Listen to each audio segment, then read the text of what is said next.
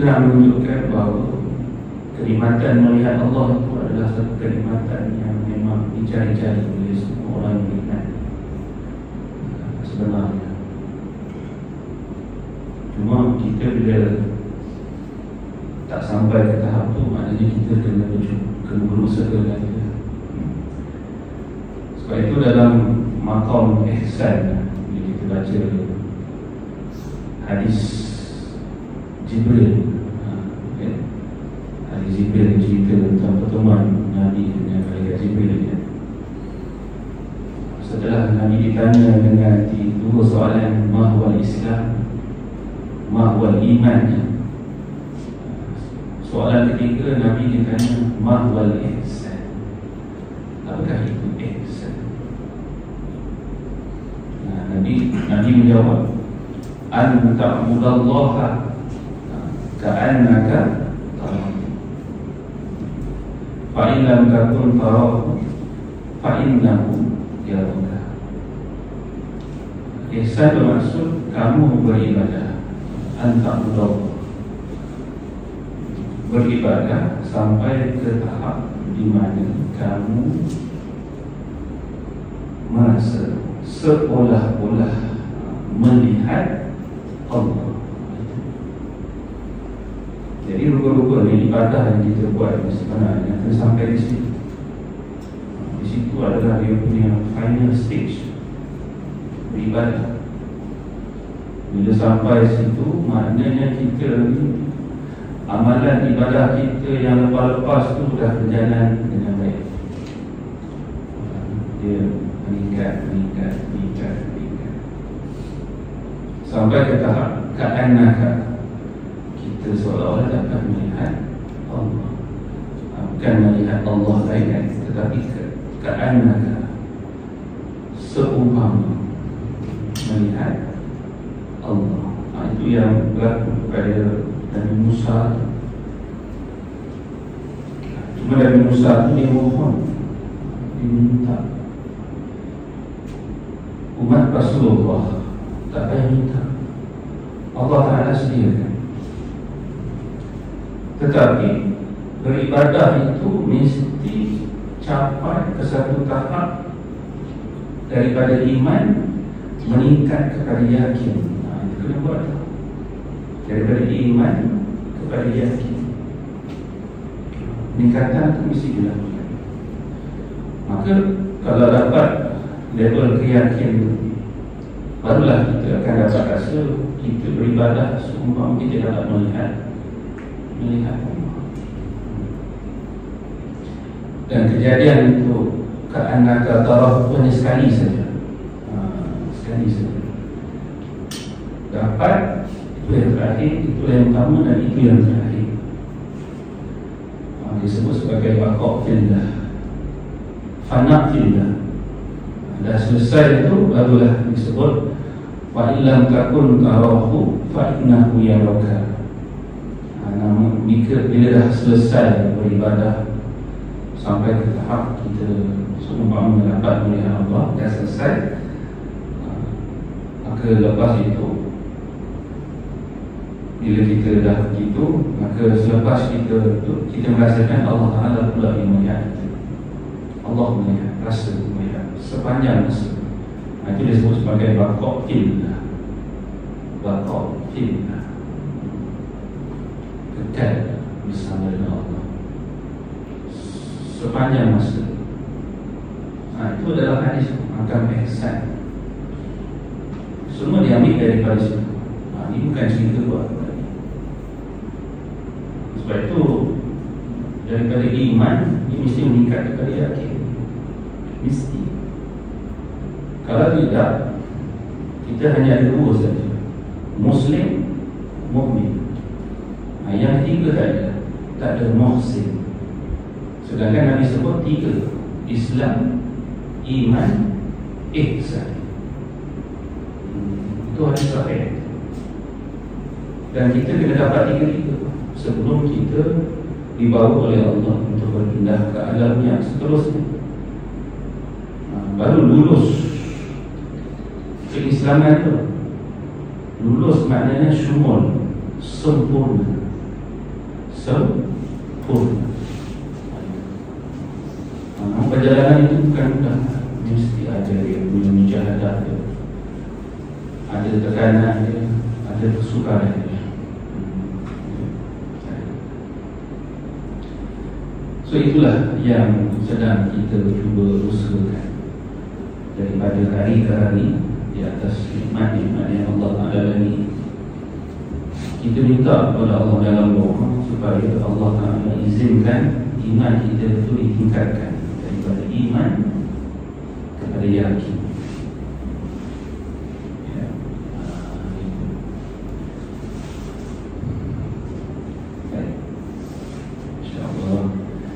Baik tuan-tuan yang dimuliakan oleh Allah, ini kuliah kita yang terakhir, penutupan tahun 2025 Surah Yasin.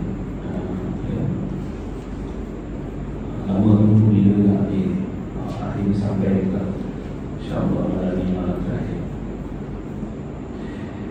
iaitu pada ayat ke-81, 82, 83. Bismillahirrahmanirrahim. Awalaysa alladhi khalaqas samawati wal ardh biqadirin ala an yakhluqa mislahu bala wa huwal khallaqul alim. Innama amruhu iza arada syai'an an yaqula lahu kun fayakun. Subhanalladzi biyadihi malakutu kulli syai' wa ilaihi turja'un.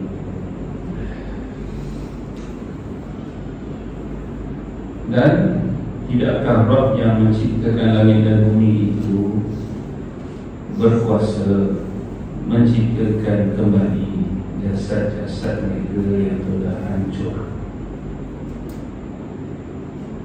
Benar, Dia berkuasa. Dialah yang Maha Pencipta lagi Maha Mengetahui.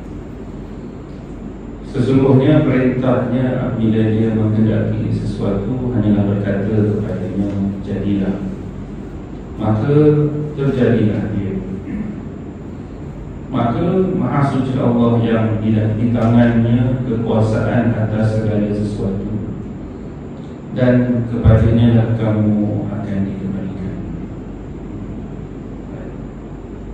Penuntutan ayat surah Yasin, Allah Ta'ala letakkan ayatnya begitu, ya. Jadi dah selesai menceritakan tentang berbagai-bagai peristiwa kejadian kebesaran Allah di ayat-ayat yang sebelumnya. Macam-macam maklumat yang kita dah dengar, dan macam-macam perkara yang kita dah boleh faham, dan kita pun dah tahu apakah pesan yang Allah Ta'ala ingin sampaikan. Jadi penutupan ini begini. Penutupan ini berkaitan dengan 3 ayat tadi yang telah menceritakan tentang Allah itu sendiri, bila mana dalam ayat yang ke-81 Allah mengkhabar dan mengingatkan kepada manusia tentang sesuatu yang disebut sebagai kekuasaan, kehebatan dan kebolehan Allah yang Maha Agung. Bila Dia bertanya kepada manusia yang beriman, bukankah yang menciptakan langit dan bumi itu jugalah yang akan menciptakan kembali jasad-jasad yang hancur? Jadi kita tahu setiap zaman begitu ramai manusia yang mempersoalkan tentang kekuasaan Allah dengan berbagai-bagai cara, sama ada secara langsung ataupun secara tak sengaja. Dia tetap membawa kepada mesej, dia tak percaya kepada Allah, ya? Secara sengaja, secara tak sengaja. Kadang-kadang yang dibuatnya itu pun oleh orang yang beriman, tapi pelakuan orang yang beriman itu juga dibuat oleh orang-orang yang non-Muslim, orang musyrik yang belum Islam. Mereka mempersendakan kekuasaan Allah dengan cara tidak ingat tentang kuasa tersebut, tidak sedar. Dia macam seolah-olah macam tak pernah dengar kehebatan Allah itu. Jadi Allah letak semula tentang kenyataan ini di ujung surah Yasin,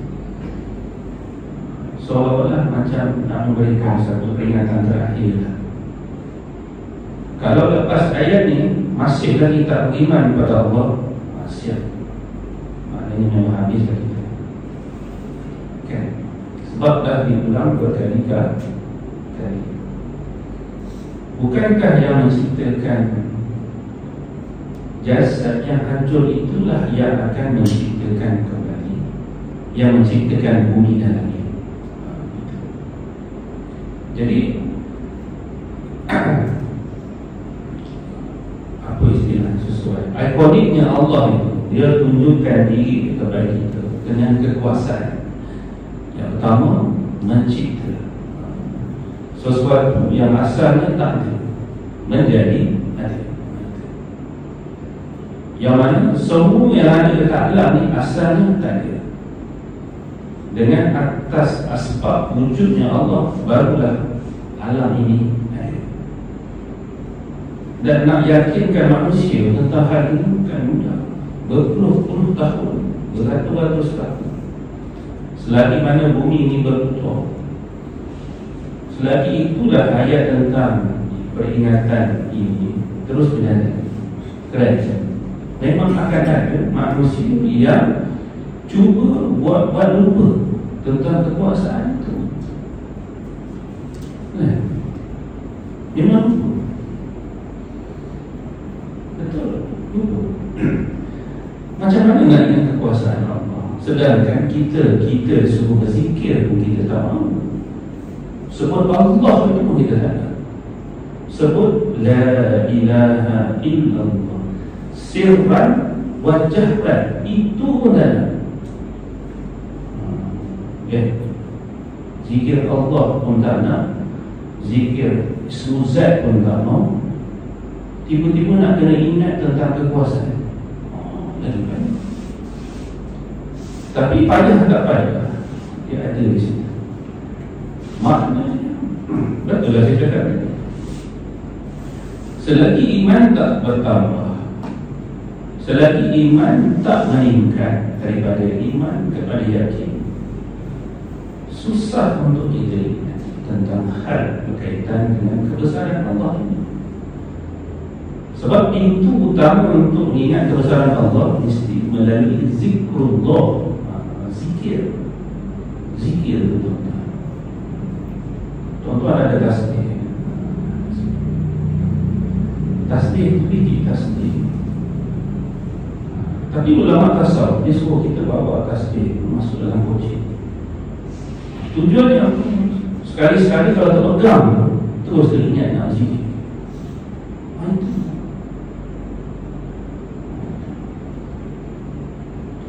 Sebab beginner kan, belum lagi biasa kan, berzikir kan. Jadi kita perlukan bantuan. Bantuannya namanya Rabitah. Minta tolong Allah ingatkan kita. Maka ulama bantu dengan mereka bentuk tasbih, biji tasbih. Jadi tuan-tuan, eloknya adalah satu koleksi, satu khusus yang dipegang di mana saja tuan-tuan berada. Kalau boleh adalah satu tasbih yang premium sikit. Ini adalah satu penutup yang itu terpakai setiap lepasnya. Tasbih yang dekat surau pun tak apalah, itu surau punya. Ini yang tuan punya, tuan-tuan punya sendiri kena ada tu. Kalau tak ada, esok carilah. Bagi ada satu dan biasakanlah. Biasakan tuan-tuan. Masuk kereta, pegang dulu tasbih. Kalau ada tu kita mana banyak bawa kereta kan, biasa anak kan, tolong tarik tasbih. Jangan pegang handphone. Contoh kan, kuatlah pegang handphone, pegang tasbih. Dah. Sebab itu saja cara nak didik hati supaya dapat ingat Allah. Zikru. Tapi ya tuan-tuan, zikir ni benda yang kita ingat sebelum tu. Kita dah bukan ingat benda yang akan datang. Benda yang akan datang kita tak tahu apa yang berlaku. Kita kalau nak ingat, kita ingat apa? Ingat sekarang dan ingat masa lalu. Jadi kalau kita naik masa lalu, kita tengok gambar lama, betul tak? Gambar kita masa dulu, masa muda-muda dulu. Sebab tengok gambar, kita ingat kita dulu pernah muda. Dan kemudian ingat balik apa yang berlaku di sekitar gambar. Itu zikir. Tapi bukan zikir dengan Allah lah. Zikir tentang kita. Tetapi zikir Allah ni, zikrullah, kita nak ingat pertemuan kita dengan Allah suatu masa dahulu. Yang dalam satu ayat yang disebut alastu birabbikum qalu bala syahidna. Kan pertemuan agung kita dengan Allah secara beramai-ramai. Ketika Allah Ta'ala tanya, adakah aku Tuhan kamu? Kan kita semua jawab qalu. Jadi zikrullah ni dia nak suruh kita ingat sampai ke tahap kita mampu ingat pertemuan yang asal kita dengan Allah. Itu zikrullah.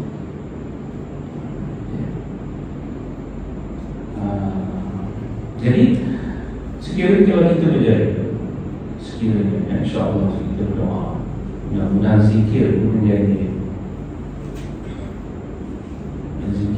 amalan kita, bukan zikir hasanah yang biasa, zikir ada tambahan, zikir 1000, zikir selawat, ada kita punya package kita sendiri.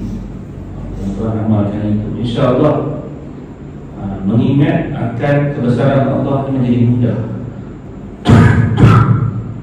Menjadi mudah untuk kita ingat tentang apa yang Allah Ta'ala sebut di dalam Quran. Bila tengok je terus membawa kepada ingatan yang kuat, yang mana lepas itu kita takkan lupa lagi tentang itu. Ya. Jadi Allah Ta'ala berkata bala wa huwal halakul alim. Ya, dia berkuasa dan dialah yang maha pencipta dan yang maha mengetahui. Ya, okay. Kemudian ayat yang ke-82, ya.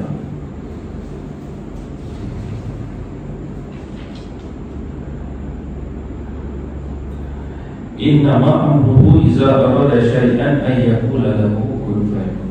Nah, dia berkuasa, dialah yang maha pencipta. Sesungguhnya perintahnya bila dia menghendaki sesuatu hanyalah dengan berkata kepadanya jadilah, maka jadilah dia. Jadi Imam Ibnu Katsir dia memberitahu dalam ayat ini bahawa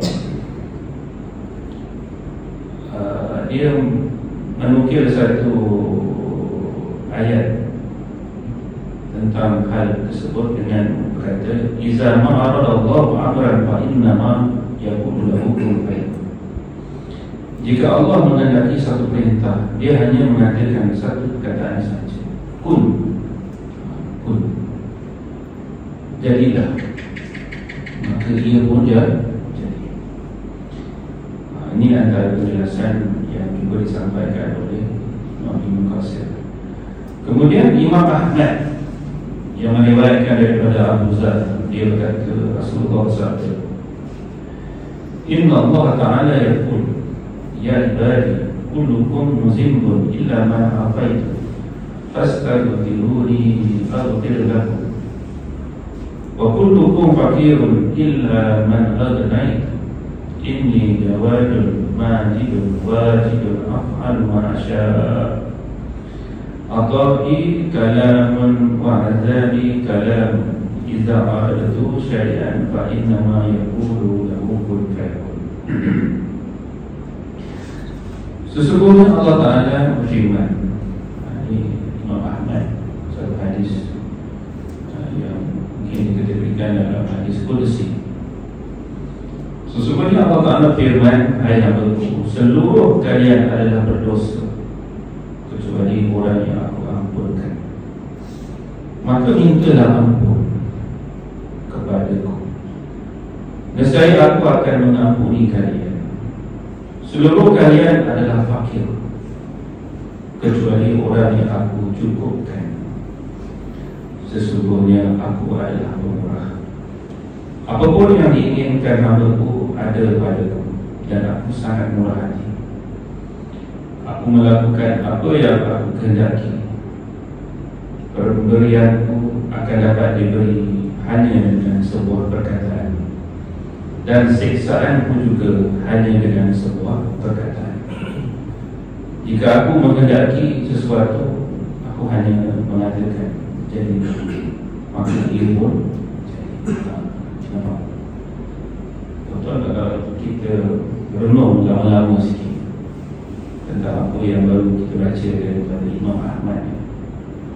Memang hati kita sepatutnya bergetar, ya, sebagaimana yang disebut dalam Al-Quran, taqsha'iru minhu juludul ladzina yakhshawna rabbahum.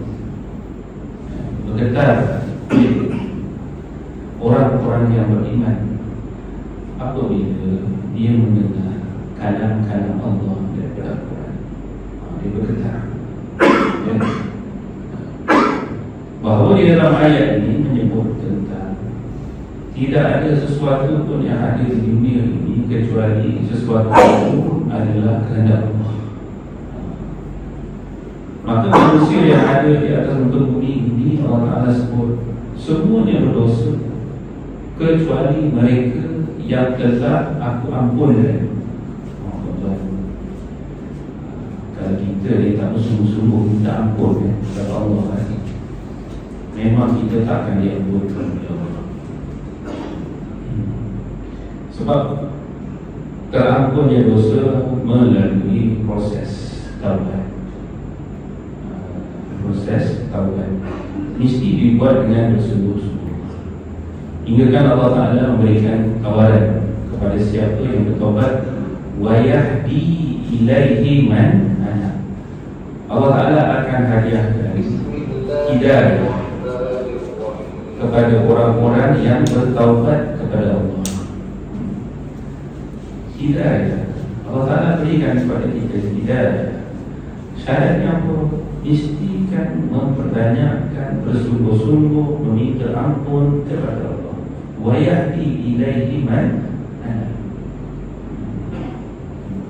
Bersungguh-sungguh minta ampun. Sebab Allah Ta'ala tak akan ampunkan dosa kecuali mereka yang aku ampunkan. Maknanya aku ampunkan setelah mereka meminta ampun.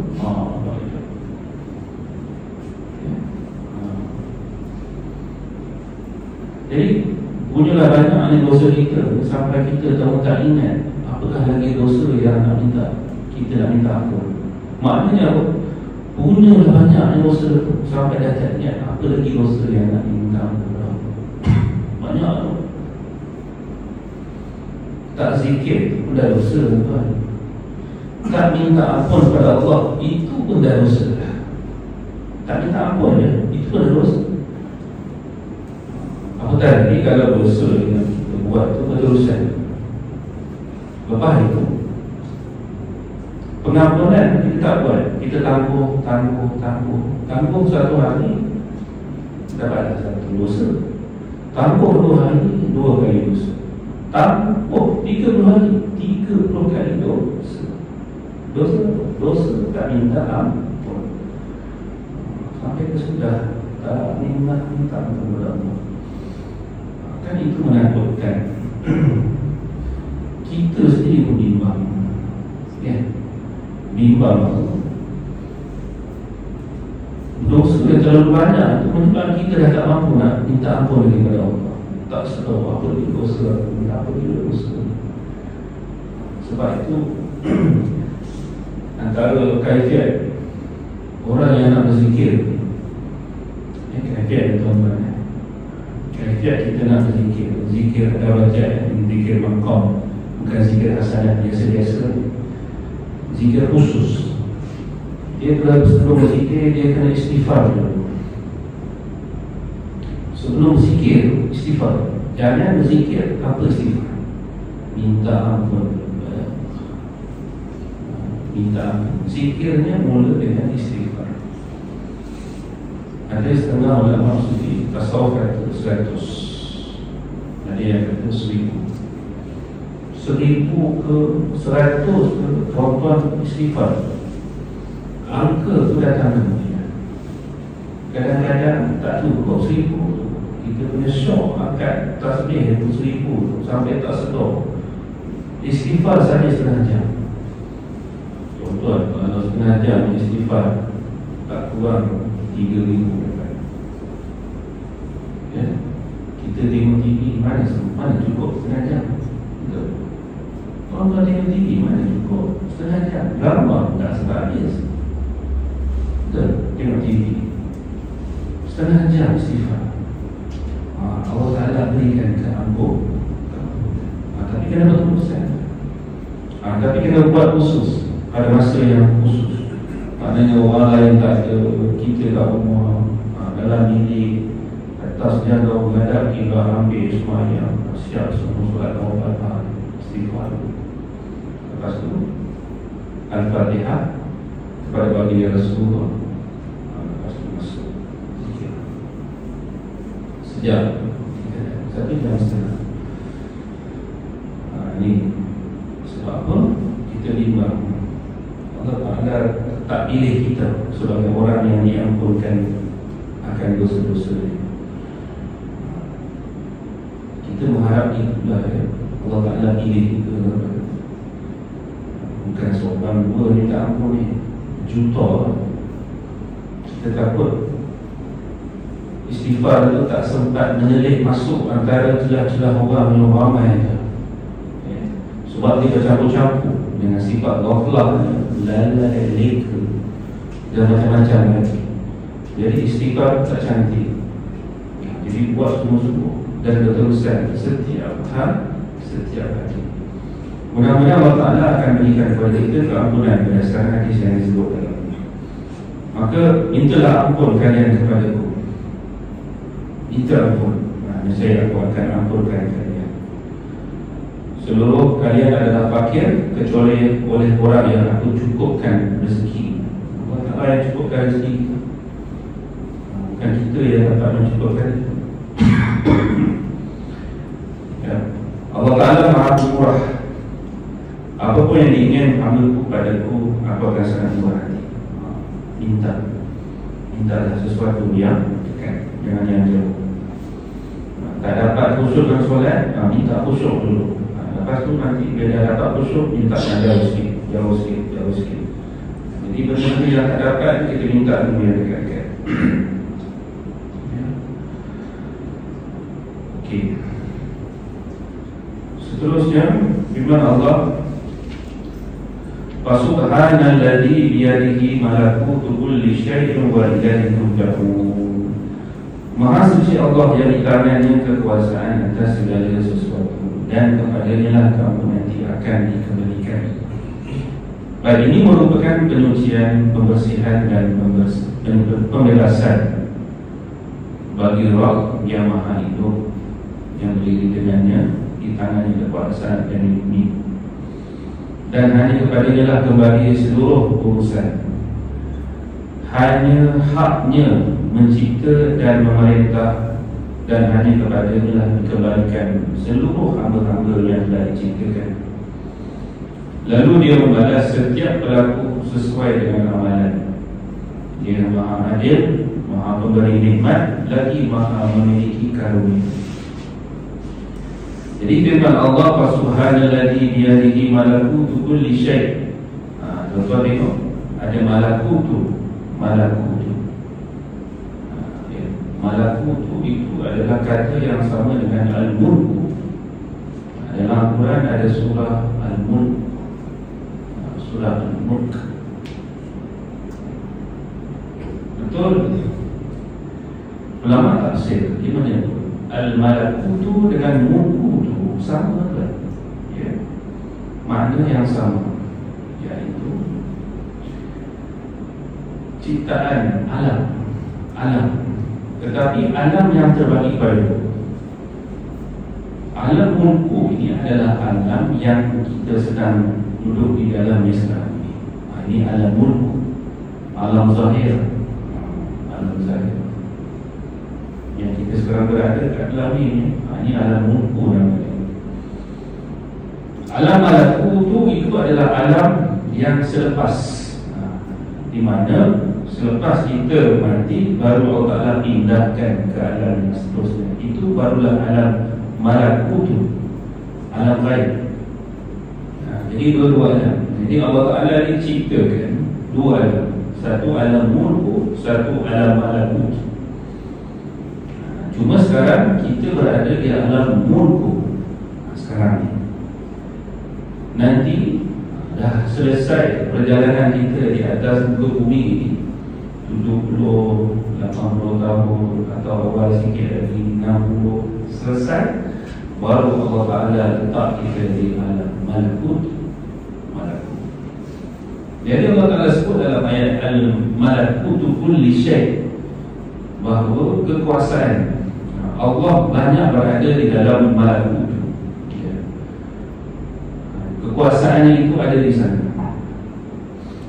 Iaitu, katakanlah, siapakah yang di tangannya kekuasaan atas segala sesuatu.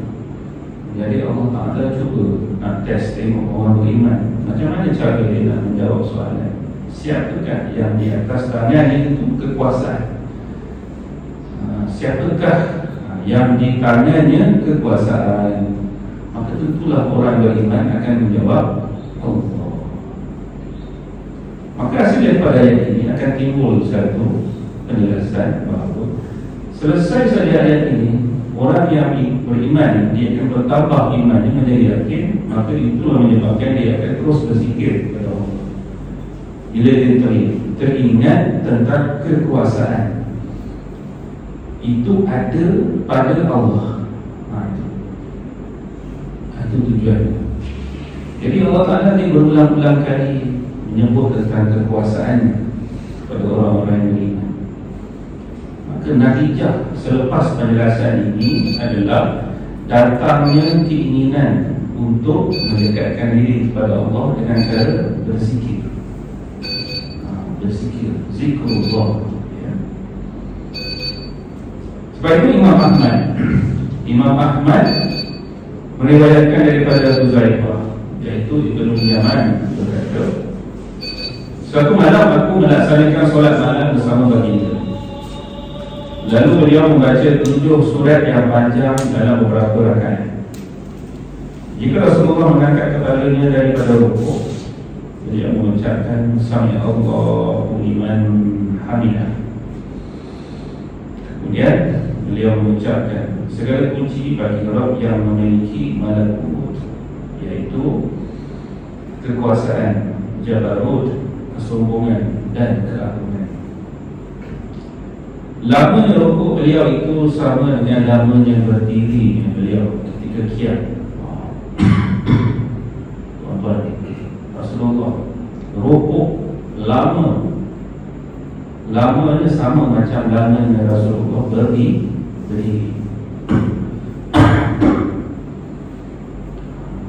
Bukan saja-saja nak duduk lama-lama dalam rukuk, tetapi lamanya rukuk baginda Rasulullah itu kerana khusyuknya baginda menyebut Sami Allahu liman hamidah.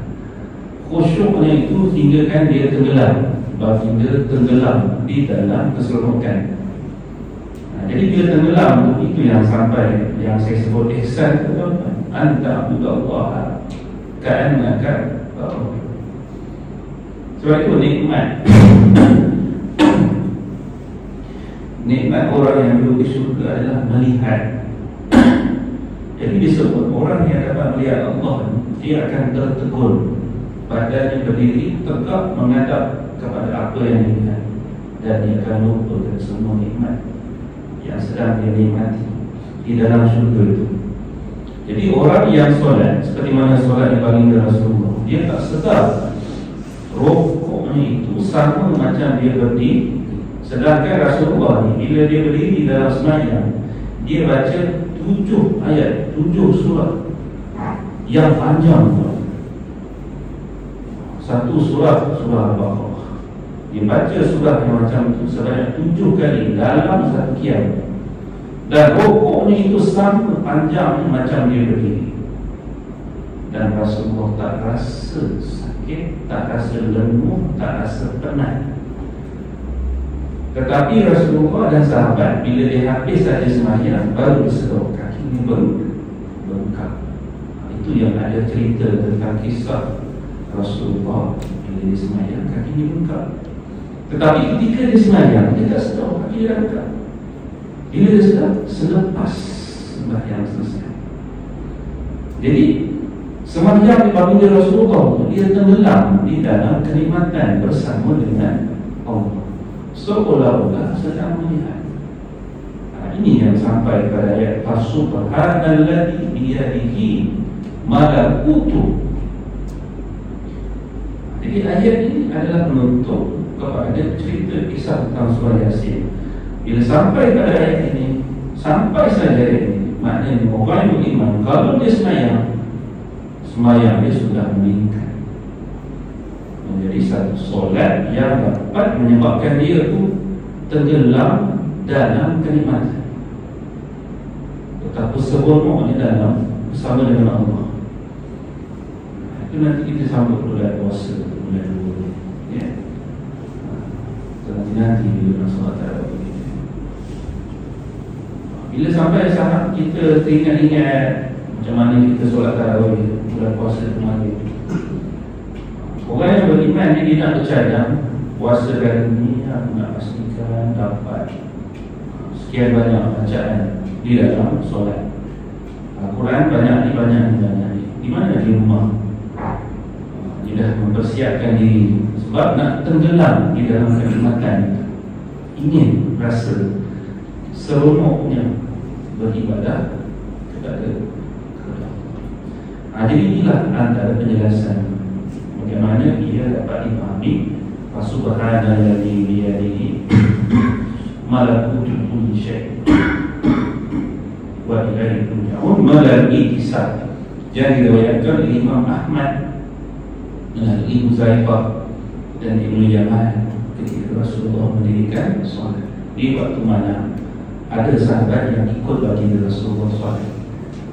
Sahabat yang ikut tu dia boleh ceritakan macam mana Rasulullah sebab dia salah satu antara ni tadi lah rokok itu panjang kita rokok panjang sikit dah risau pasal aku imam angkat daripada ini risau. Tapi orang yang dah sampai ke tahap Subhanalladzi biyadihi malakutu kulli syai', dia dah tak ingat lagi sekali. Yang dia ingat adalah dia sedang bersama dengan Allah. Baqa fillah. Ini yang kita cuba usahakan. Melalui yang pertama kefahaman. Bila kita terima apa yang ada dalam Quran, kita harap dia turun ke hati. Turun ke hati, dia mesti bergerak menjadi kekuatan untuk berzikir kepada Allah terlebih dahulu. Memperbanyakkan zikir. Zikrullah sirran wa jahran. InsyaAllah itu sajalah penjelasan tentang uraian yang disampaikan daripada tafsir surah tafsir Ibnu Katsir dan surah Yasin. Alhamdulillah. A'udzubillahi minasyaitonir rajim. Bismillahirrahmanirrahim. Alhamdulillahi rabbil alamin. Wassalatu wassalamu ala asyrafil anbiya'i wal mursalin wa ala alihi wa sahbihi ajma'in. Allahumma faqihna fid-din wa 'allimna at-ta'wil wa ihdina as-siratal mustaqim. Allahumma warzuqna fahman al-'aliyin wa hifzan al-mustaqim wa ilhaman al-malaikati al-muqarrabin ya arhamar rahimin. Rabbana atina fid dunya hasanah wa fil akhirati hasanah